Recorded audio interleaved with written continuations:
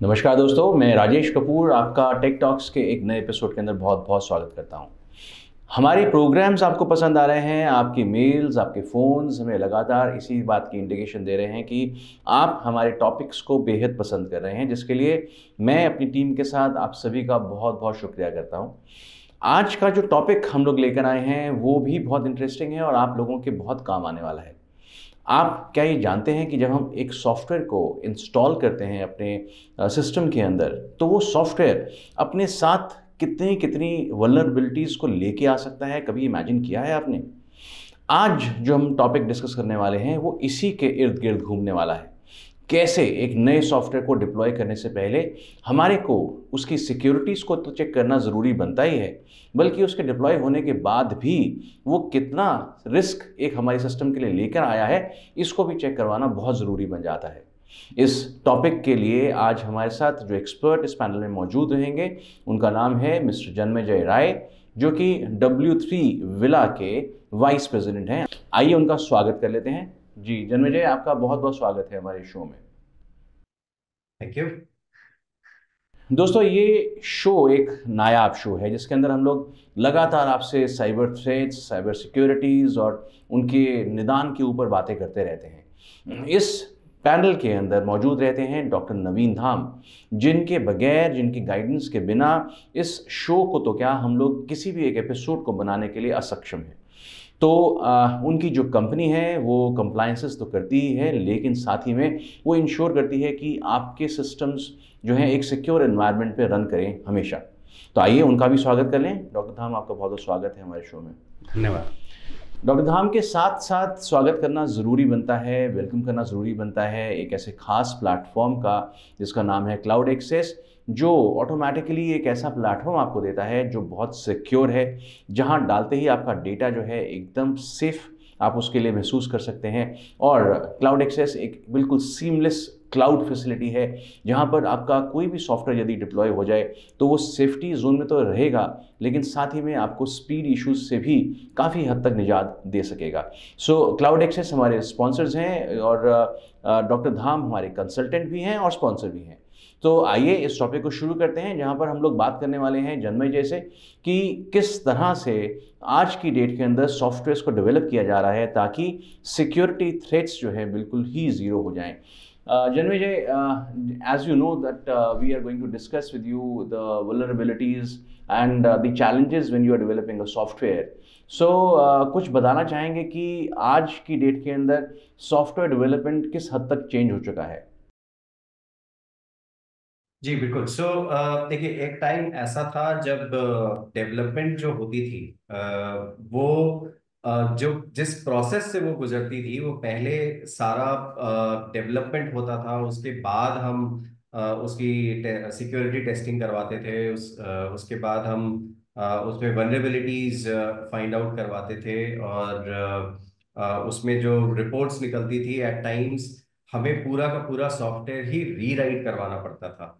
But आज की जो सॉफ्टवेयर डेवलपमेंट की जो जनरेशन चल रही है, उसमें जो टर्म भी इनफैक्ट यूज हुआ है, एक टाइम पहले डेवऑप्स यूज होता था, फिर डेव सेकऑप्स आया।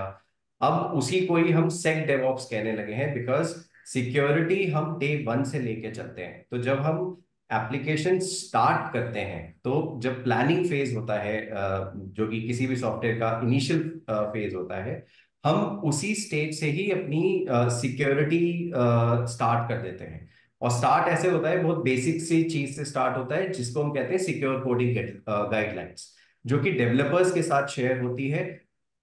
उनको बेनिफिट ये मिलता है कि वो डे वन से उन्हें पता होता है कि जो वो कोड लिखने वाले हैं, उनकी क्या कोडिंग गाइडलाइंस हैं, क्या बेस्ट प्रैक्टिसेस हैं। इससे बेनिफिट हमें लॉन्ग टर्म में मिलता है, जब हम आगे चल के वीएपीटी और बाकी सारी अलग जो सिक्योरिटी टेस्टिंग्स होती हैं, वो हम करते हैं। तो प्लानिंग फेज से लेकर प्लानिंग फेज में हम आर्किटेक्चर लेयर, जो लेयर होती है, उसमें हम सिक्योरिटी को इन्वॉल्व करते हैं।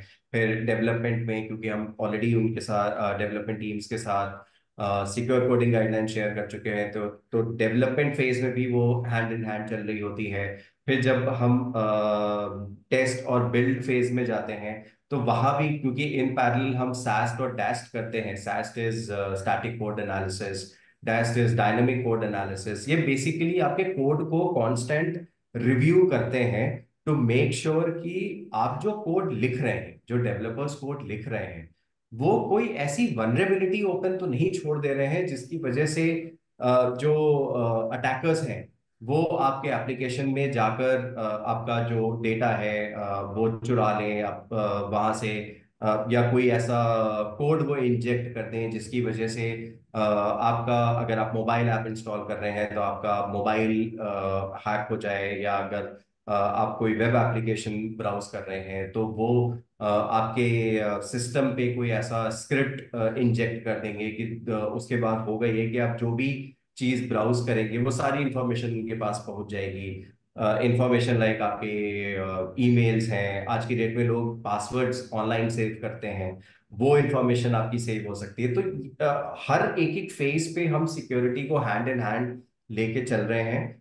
इसी वजह से अब जो टर्म रीवर्ड किया गया है डेव सेकऑप्स को सेक डेवऑप्स, वो इसीलिए किया गया है क्योंकि डे वन से हम सिक्योरिटी इन पैरेलल चलाते हैं। जी और यही फिर आगे चल के जो सबसे ऑथेंटिक माना गया है, जैसे वीएपीटी, ये कराना बहुत जरूरी होता है किसी भी एप्लीकेशन के लिए, इससे पहले कि वो डिप्लॉय हो जाए, चाहे वो यूएटी के लिए डिप्लॉय हो, चाहे वो प्रोडक्शन के लिए डिप्लॉय हो, वीएपीटी का होना बहुत जरूरी होता है। नहीं, बहुत अच्छा है। आपने ये एक वीएपीटी का एक टॉपिक आपने निकाला, रेज किया। यहाँ डॉक्टर साहब आपसे समझना मेरे को बहुत ज़रूरी बन जाता है कि जन्मेजय और उनकी टीम तो वो डेवलप करते हैं जो गाइडलाइंस आप सिक्योरिटी की उनको देते होंगे, आपके जैसे कंसल्टेंट्स देते होंगे। सो क्या क्या दिमाग में रहता है कि एक कोड जब डेवलप हो रहा हो तो वो इन चीज़ों का ध्यान रखते हुए बने? देखिए, जब कोड डेवलप हो रहा है तो उस वक्त हमें ये इंश्योर करना पड़ता है, उसकी जो है ओ वास्प करके एक गाइडलाइन है, और जो कि ओ वास्प टॉप 10 गाइडलाइंस होती हैं। तो ये इसके अंदर क्या होता है कि 10 तरह की मेजर वनरेबिलिटीज़ हैं, जिसके अंदर सब वनरेबिलिटीज़ भी होती हैं, जिनको कैटर किया जाता है, और उस गाइडलाइन को फॉलो करते हुए हमें एप्लीकेशन को बनाना होता है। जी। तो वो गाइडलाइन सबको दी जाती है कि ये इसको फॉलो करके आप अपनी एप्लीकेशन को बनाएं। जब वो बनाते हैं उसके बाद उसकी जब हम टेस्टिंग करते हैं तो उसमें बहुत ही मिनिमम जो है वनरेबिलिटीज़ आती हैं, जो आती भी हैं तो वो लो लेवल या मीडियम लेवल की आती हैं। तो हाई लेवल की वनरेबिलिटीज़ बस उसी केस में आती है जहाँ उसको कोई कोडर स्किप कर देता है कुछ गाइडलाइन को फॉलो करते हुए, यहाँ कुछ गलतियाँ हो जाती हैं उनसे। तो कुछ वो सोर्स कोड के अंदर जो है फ्री वेयर्स यूज़ कर लेते हैं, तो उस टाइम पे जो है वहाँ प्रॉब्लम आती हैं। जब हम वीएपीटी करते हैं तो हमें वो इश्यूज मिलते हैं, तो हम उनको क्लोज करने के लिए देते हैं, और वो क्लोज करते वक्त हम उनको पूरा ट्रेन भी करते हैं कि इसको कैसे क्लोज करना है। जी। तो ये गाइडलाइंस हम उनको देते हैं जिसमें कि पर ये तो एक हो गया कि आपने गाइडलाइंस दे दी, उस हिसाब से कोड बन गया। जब कोड बन जाता है और तब बिल्कुल हम श्योर है कि वो तो बिल्कुल सिक्योरिटी पैरामीटर्स को चेक करते हुए बना है। सो जब हम उसको डिप्लॉय करते हैं, यदि जहाँ डिप्लॉय किया जा रहा है वो सिस्टम क्लीन ना हो, सैनिटाइज ना हो, तो कहाँ दिक्कतें आती हैं और क्यों आती हैं? क्योंकि कोड तो सिक्योर है। जी। देखिए, अगर कोड सिक्योर है तो ये हमें श्योरिटी मिलती है कि उस कोड को कोई जो है हैक नहीं कर सकता, क्योंकि वो ऑलरेडी सिक्योर्ड है। बट अगर आपका सिस्टम वो वायरस से इन्फेक्टेड है तो ये हो सकता है कि ज़्यादा से ज़्यादा वो एप्लीकेशन को इन्फेक्ट कर देगा। जब वो एप्लीकेशन को इन्फेक्ट करेगा तो हमें वायरस को क्लीन करके दोबारा एप्लीकेशन इंस्टॉल करनी पड़ेगी, पर वो एप्लीकेशन के अंदर नहीं घुस पाएगा। ओके। अच्छा। सो जन्मेजय, आपने जैसे अभी डॉक्टर धाम से हमने जाना कि जब हम डिप्लॉय करते हैं किसी एक सेफ सिक्योर कोड को, तो हम लोग सामने उस क्लाइंट के यहाँ पे जहाँ पे डिप्लॉय होना है तो उसकी भी हम लोग एक वीएपीटी कराते हैं, जैसे अभी आप खुद भी मेंशन कर रहे थे। सो क्या इरादा होता है उस समय ढूंढने का, और क्या गाइडेंस आप देते हैं सामने एक कस्टमर को? देखिए, जब भी डिप्लॉयमेंट वाला जो फेज आता है तो उसके पहले हमारी तरफ से सबसे पहले कोशिश तो यही होती है कि हम हर कस्टमर से ये अग्रीमेंट लें कि आप बेयर मिनिमम वीएपीटी तो जरूर कराइए। क्योंकि वीएपीटी कराने से एटलीस्ट हम ये तो सिक्योर हो जाते हैं कि मेरा जो एप्लीकेशन शिप होने जा रहा है, जो डिप्लॉय होने जा रहा है, चाहे वो वेब एप्लीकेशन हो, चाहे वो मोबाइल एप्लीकेशन हो, किसी भी टाइप का भी एप्लीकेशन हो, वो सिक्योर हो जाता है मैक्सिमम वल्नरेबिलिटी से। तो बेनिफिट और ये मिल जाता है कि जब हम वीएपीटी करा लेते हैं तो एटलीस्ट हम एज अ टेक्नोलॉजी कंसल्टेंट्स भी हम श्योर हो जाते हैं कि हम जो कोड डिप्लॉय करने जा रहे हैं किसी भी कस्टमर के लिए, वो पूरा सिक्योर्ड है। और उससे एक बेनिफिट क्लाइंट जो हमारे कस्टमर्स होते हैं ऑल अक्रॉस द ग्लोब, उन्हें भी एक अश्योरेंस मिलता है कि जो एप्लीकेशंस या जो मोबाइल हो चाहे वेब हो, जो उनको डिलीवर किया जा रहा है, वो एक एक सिक्योर्ड एप्लीकेशन उन्हें डिलीवर किया जा रहा है, जो कि मैक्सिमम वल्नरेबिलिटी से ऑलरेडी कवर्ड है। तो कल को अगर कोई अटैक मतलब कोशिश भी कर रहा है, क्योंकि देखिए जो आप चाहे जितना भी अपने एप्लीकेशंस को सिक्योर करिए, जो अटैकर्स हैं वो तो आपको अटैक करेंगे ही करेंगे, वो कोशिश आपकी जरूर करेंगे। तो उससे अगर आपका कोड सिक्योर्ड है, क्योंकि मॉनिटरिंग टूल्स लगे हुए होते हैं, तो वहां से हमें पता लगता रहता है कि किस टाइप के अटैक्स आपके एप्लीकेशन पे हो रहे हैं।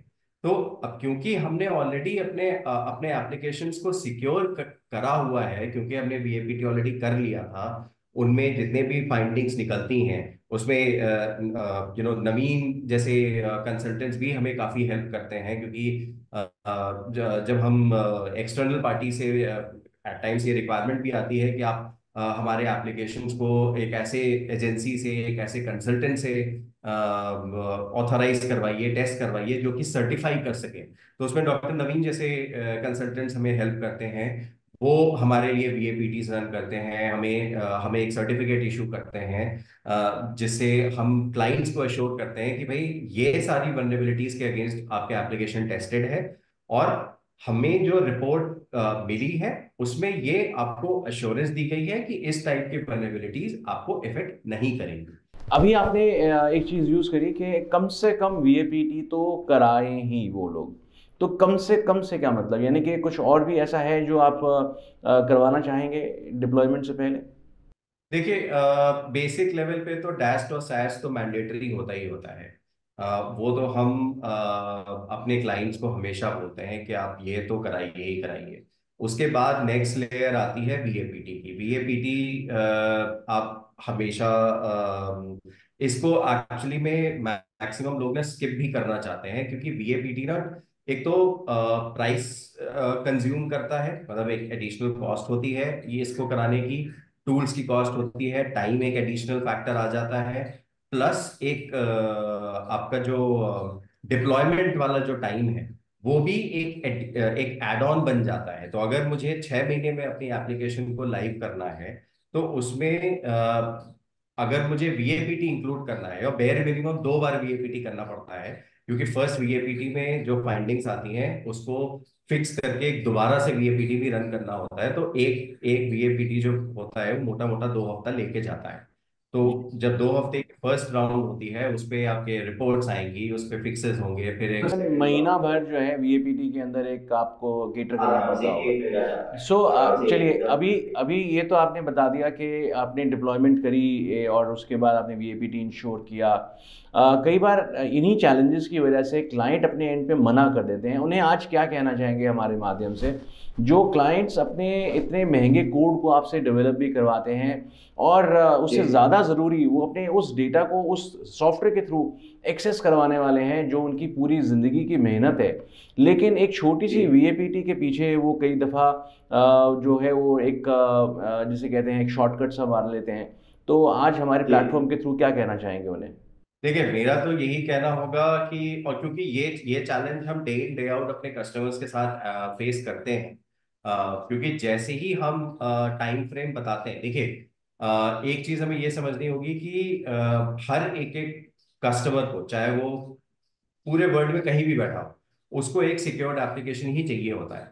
बट जैसे ही हम उन्हें अपने एक टाइम फ्रेम बताते हैं कि आप VAPT अगर कराओगे तो ये आपका ऑलमोस्ट 1 महीना आपका डिले करेगा, तो वहीं पे ही नेगोशिएशन स्टार्ट हो जाती है कि नहीं, मुझे 1 महीना मैं नहीं दे सकता क्योंकि मैं एक टाइमलाइन चेज कर रहा हूँ। तो ऐसे लोगों के लिए एक चीज तो ये होती है कि देखिए, एक होता है आपका टाइम फ्रेम जो आप चेज कर रहे हो, दूसरी चीज होती है आपका लॉन्ग टर्म इफेक्ट जो आपके एप्लीकेशन पे आता है। क्योंकि अगर मैंने अपने कोड को, अपने एप्लीकेशंस को प्रॉपर टेस्ट नहीं कराया, प्रॉपर सिक्योरिटी टेस्ट नहीं करवाया, तो उससे होता यह है कि आगे चल के अगर किसी अटैकर ने आपके एप्लीकेशन का अनऑथराइज्ड एक्सेस उसको मिल गया, तो उससे जो टाइम आपने बचाया था वहां पे 1 महीने का बेयर मिनिमम, वो टाइम आपका ऑलरेडी कम से कम नहीं तो 3 गुना ज्यादा आपका टाइम बढ़ा देगा, क्योंकि एक तो आपका एप्लीकेशन डाउन चला गया, प्लस आपका डेटा लॉस हो गया,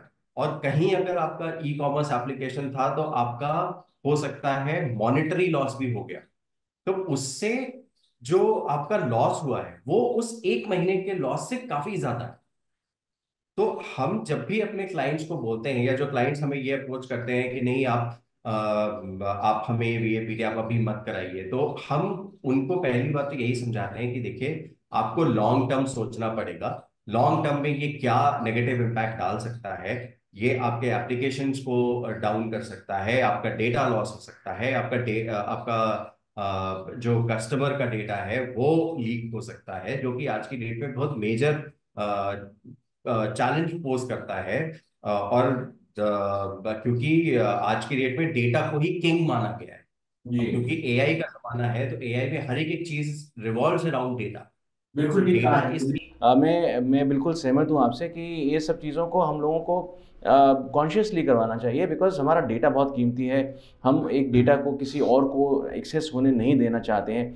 डॉक्टर धाम, VAPT तो एक आस्पेक्ट उन्होंने बताया अभी, और ऐसी क्या चीज़ें हैं जो कि शायद हम नज़रअंदाज कर जाएं, लेकिन आपके जैसे धुरंधर कंसल्टेंट्स और कंप्लायंस इंजीनियर्स जो हैं वो उसको हमें पॉइंट आउट करवा दें अभी।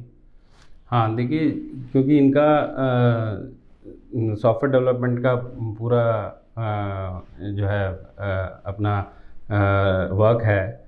अब उसमें क्या होता है कि जब हम एज अ ऑडिटर जाते हैं तो पहले तो हम ये चेक करते हैं कि जो ये एप्लीकेशन बनी वो बनते वक्त हमने उसको क्या सिक्योर कोडिंग प्रैक्टिसेस फॉलो की, और उसके बाद have we done the secure code review.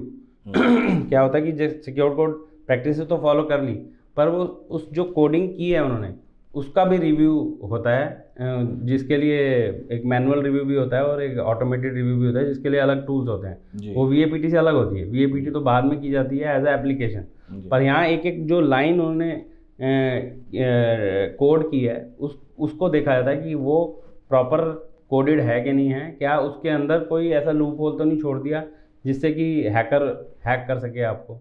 और इवन कई फ्री लाइब्रेरीज यूज़ कर लेते हैं जो कि हैकेबल होती हैं, तो वो सब चीज़ें उसके अंदर तो नहीं रही, तो क्या वो की गई कि नहीं की गई। तो इसका मतलब एक तो आपका जो हमारा एक कोड का इंस्पेक्शन हो गया एक तरीके से, और दूसरा आपका स्टेज हो गया VAPT का। करेक्ट। तीसरा और भी कुछ सजेस्ट करना चाहेंगे? देखिए, VAPT हो गया, सोर्स कोड रिव्यू हो गया, सबसे पहले जो है सिक्योर कोड प्रैक्टिसेस हुई, फिर आपका सिक्योर कोड एनालिसिस हो गया, फिर उसके बाद VAPT हुई। तो क्योंकि मैं एक ह्यूमन एरर के एस्पेक्ट को यहाँ पे इग्नोर नहीं करना चाहूँगा। हम लोगों ने एक सेफ प्रैक्टिसेस से कोड डेवलप कर लिया, VAPT से इंश्योर कर लिया कि सैनिटाइज्ड एनवायरनमेंट के अंदर हमने उसको इंस्टॉल भी कर दिया, लेकिन एट द सेम टाइम क्या हमारे यूजर्स उतने अलर्ट हैं, सक्षम हैं, कहीं वो तो नहीं गड़बड़ कर देंगे? बिकॉज वो एक ऐसी एलिमेंट है कि जो कॉन्शियसली भी वो एक थ्रेट को अंदर इनवाइट कर सकता है। तो वहाँ पर डॉक्टर साहब आपका क्या कहना है कि इसके अलावा क्या हमारी एक ऑर्गेनाइजेशन के अंदर डिप्लॉयमेंट से पहले कुछ तरह की एक बेसिक ट्रेनिंग किसी तरीके से देनी चाहिए? जो एम्प्लॉयज़ जो उसको यूज़ करने जा रहे हैं उनको हम अवेयरनेस ट्रेनिंग देते हैं जी। कि जब उसको यूज़ करने जा रहे हैं या एक एनवायरनमेंट में वो काम करने जा रहे हैं, तो एक basic cyber security awareness training होती है जिसको उनको फॉलो करना होता है। जैसे कि समझ लीजिए कि वो अपने डेस्क से उठ रहे हैं तो उठते वक्त अपना सिस्टम लॉक करके जाएंगे। राइट। तो अगर वो लॉक करके नहीं जा रहे हैं, उनका सॉफ्टवेयर खुला हुआ है, समझ लो इन्होंने एक सॉफ्टवेयर बनाया जो कि ERP है, जिसमें कि पूरा कंपनी का डेटा है।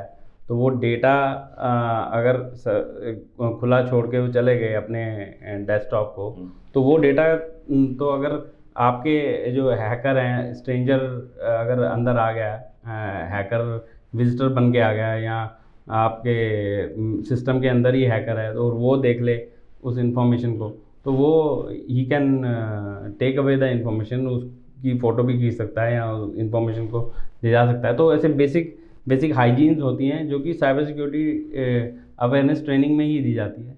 जो जन्मे जी, W3 विला एक बहुत ही फेमस कंपनी है, बहुत बड़ी कंपनी है, सॉफ्टवेयर डेवलपमेंट में काफ़ी अच्छा नाम है, और आप उसको as a vice president head करते हैं। तो अपनी टीम के अंदर यदि आप देखें तो क्या लगता है कि आपने कुछ डिफरेंट किया है बाकियों से, क्योंकि आप एक इतनी सक्सेसफुल टीम को ओन करते हैं आज की डेट में, तो क्या डिफरेंट कर पाए आप? देखिए, अगर हम डिफरेंट की बात करें तो एक चीज तो हम ये मेक श्योर करते हैं कि जैसे डॉक्टर नवीन ने बोला कि अवेयरनेस बहुत जरूरी है। तो एक तो अवेयरनेस के लिए हमारे यहाँ एक क्वार्टरली एक साइबर सिक्योरिटी ट्रेनिंग मैंडेटरी है, जो कि हर एक एक एम्प्लॉय को करना बहुत जरूरी है, वो हम कराते हैं। प्लस उसके अलावा जितने भी हमारे डेवलपर्स हैं वो हम टाइम एंड अगेन जो भी वो कोड यूज करते हैं, क्योंकि हमारे पास एक इंटरनल टीम है जो उनके काम को कॉन्स्टेंटली रिव्यू करती रहती है। जैसे कि डॉक्टर नवीन ने भी बताया कि जो कोड रिव्यूज हैं, अब सिक्योर कोडिंग गाइडलाइंस तो दे दी गई है, अब उसका रिव्यू हो रहा है कि नहीं हो रहा, वो भी एक बहुत मैंडेटरी चीज होती है। तो हम वो भी मेक श्योर करते हैं। तो हमारी एक स्क्वाड टीम है जो बेसिकली ये काम रेगुलर बेसिस पे करती है। वो किसी एक प्रोजेक्ट से एसोसिएटेड बंदे नहीं होते हैं, वो इन जनरल हमारा एक सेट पैटर्न है जो हम एक पूरा प्लान बनाते हैं हर एक एक प्रोजेक्ट को कांस्टेंट रिव्यू का। उसमें जितनी भी चीजें निकलती हैं उसमें सबसे बेसिक चीज तो हम यही टेस्ट चेक करते हैं कि जितना भी आपने जो गाइडलाइंस आपके साथ शेयर करी गई थी वो आपने फॉलो करी भी है कि नहीं करी है। अगर करी होती हैं तो फिर हम उसका प्रॉपर एक रिव्यू करते हैं, एक रिपोर्ट पब्लिश करते हैं। वो रिपोर्ट पब्लिश होने के बाद उसमें फिर ये देखा जाता है कि उसको भी हमने कैटेगराइज किया हुआ है, बेसिकली रेड एम्बर ग्रीन कहते हैं हम। तो ग्रीन इज बेसिकली कि आपने अपनी सारी चीजें गाइडलाइंस फॉलो भी करी हैं, और आपके रिव्यू में भी कोई चीज नहीं निकली है। फिर एम्बर इज लाइक कि आपने फॉलो तो किया है बट उसमें कुछ कुछ चीजें हमें आइडेंटिफाई हुई हैं। उसका जो सिवेरिटी लेवल है वो समवेयर अराउंड मिड या लो पे है, तो हम उसको एम्बर करते हैं।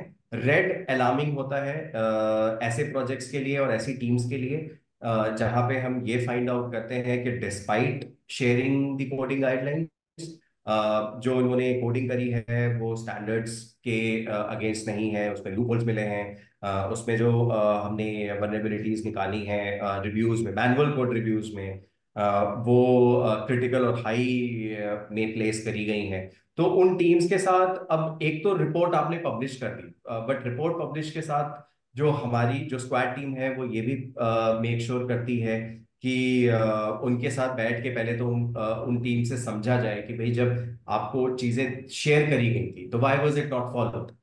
बिकॉज अब रेड आ गया उसके बाद जो एक ह्यूमन टेंडेंसी होती है कि आपने तुरंत ही टीम्स पे एक उनको एक डांट लगा दी, या उनको एक मीटिंग करके उन्हें बस खाली सुनाने लगे कि भाई why have you not followed the standards. तो we actually not follow this, we take a different path. तो हम उनसे समझना चाहते हैं कि despite sharing all those things why was it not followed, जो कि बहुत जरूरी होता है क्योंकि एट टाइम्स डिलीवरी का प्रेशर इतना होता है कि हो सकता है कि वो डिलीवरी के प्रेशर में आके उन्होंने वो चीज नहीं फॉलो करी। तो हम वो सब चीजें भी करते हैं जिससे कि हम चीजें बैलेंस आउट करें। बिकॉज और मुझे बस एक कोड को सिक्योर करना और फिर उस सिक्योर कोड को एक ऐसी टीम से डेवलप करवाना जो कि अभी जिसको डिसिप्लिन किया गया हो, बहुत ही शिद्दत से, बहुत ही उसके ऊपर काम किया गया हो, तो ये एक बहुत बड़ी बात होती है दोस्तों। तभी एक कंपनी जो है वो ऐसे ग्रो कर पाती है, जैसे कि W3 Villa। डॉक्टर साहब, आपने तो बहुत सी कोड डेवलपमेंट कंपनीज़ या सॉफ्टवेयर डेवलपमेंट कंपनीज़ को आपने VAPT या उनका थ्रेट एनालिसिस किया होगा। कॉमन मिस्टेक्स क्या करते हैं ये लोग? जो कॉमन मिस्टेक्स जो होती हैं, जो एक कंपनी, सॉफ्टवेयर डेवलपमेंट कंपनी जो करती है, मोस्टली कोडिंग प्रैक्टिसेस में ही इनकी कॉमन मिस्टेक्स होती हैं। ठीक से फॉलो नहीं करते उसको। ठीक से फॉलो नहीं करते हैं। ओके। क्योंकि जैसे कि W3 Villa तो पूरा प्रोसेस फॉलो कर रही है, सास डैश, तो शुरू से वो सेक डेव ऑप्स मेथड के कॉन्सेप्ट पे चल रही है। तो सेक डेव ऑप्स पे हर कंपनी नहीं चलती। जब हमने इतनी कंपनीज का ऑडिट किया, हम उनको ये एडवाइस भी करते हैं कि सेक डेव ऑप्स जो है उनको फॉलो करना चाहिए, जिसमें कि सिक्योरिटी पहले आती है और सिक्योरिटी साथ में चलती रहती है। मीन्स सिक्योरिटी फिर डेवलपमेंट फिर ऑपरेशन, और कहीं भी वो सिक्योरिटी छूटती नहीं है। मीन्स सबसे पहले एम्प्लॉयज़ को सिक्योर कोडिंग प्रैक्टिसेस की नॉलेज दी जाती है कि आपको कोडिंग करनी है तो इसको फॉलो करके ही करनी है। और जब वो करते हैं, इमीडिएटली जब वो कोई उन्होंने छोटा सा मॉड्यूल भी बनाया तो हम उसकी सिक्योर कोड टेस्टिंग करते हैं। तो सिक्योर कोड टेस्टिंग के बाद फिर जो है उसकी लास्ट में VAPT होती है। तो जो भी मॉड्यूल बनता है तो वो इसी पैटर्न पे चलता है, ताकि पहले क्या होता था, पूरी एप्लीकेशन बन जाती थी, लास्ट में हम VAPT करते थे और हम कहते थे इसमें इतने बग्स हैं कि आपको पूरी एप्लीकेशन दोबारा बनानी पड़ सकती है। तो उसमें फिर जितना उनका 8 महीने 10 महीने या 2 साल लगे, वो सारे बेकार हो जाते थे, तो उनको और मेहनत पड़ जाती थी। पर यहाँ पर वो टाइम सेव करते आ रहे हैं। तो सबको यही एडवाइस है कंपनीज को कि they should follow sec dev ops methodology like W3 Villa is doing. तो that is the best practice. नहीं, वंडरफुल। और हमारा काफ़ी आई ओपनिंग सेशन रहा ये, बिकॉज इसके अंदर हम लोगों ने एक चीज़ को जो बड़े ध्यान से देखा कि development of a code is not just programming और नॉट जस्ट स्क्रिप्टिंग। उसके पीछे पूरी एक साइंस है और उसके पीछे पूरे एक एथिक्स का पूरा इंसाइक्लोपीडिया ही खुल जाता है एक तरीके से। बिकॉज यदि आपने एक सेफ एनवायरनमेंट के अंदर डेवलपमेंट नहीं करी तो इट इज़ वेरी श्योर कि वो जो प्रोडक्ट डेवलप होने वाला है वो भी सेफ़ नहीं रहेगा। सेफ्टी से हमारा मतलब है आपके डेटा की सेफ्टी, और डेटा की सेफ्टी से हमारा मतलब है अल्टीमेटली आपके पैसे की सेफ्टी।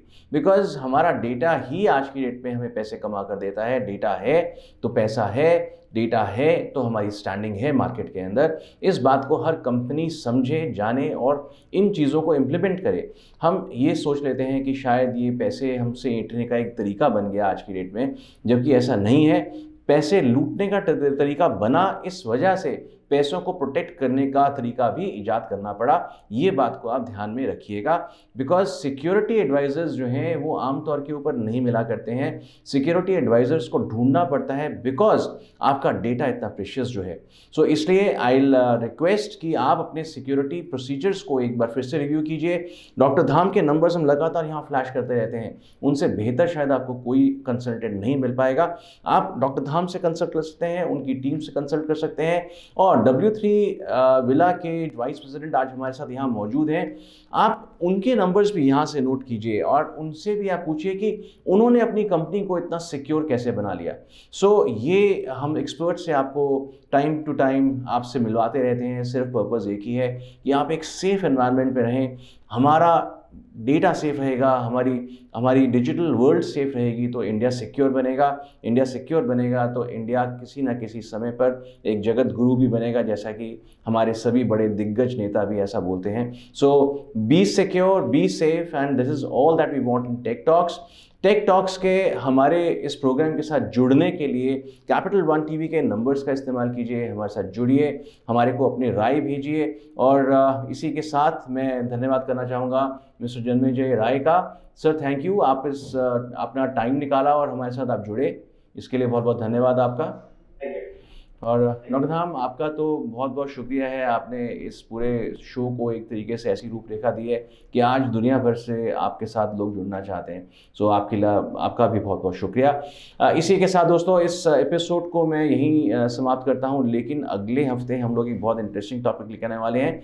जुड़े रहिए हमारे साथ, हम आपके साथ जुड़ना चाहते हैं क्योंकि। धन्यवाद।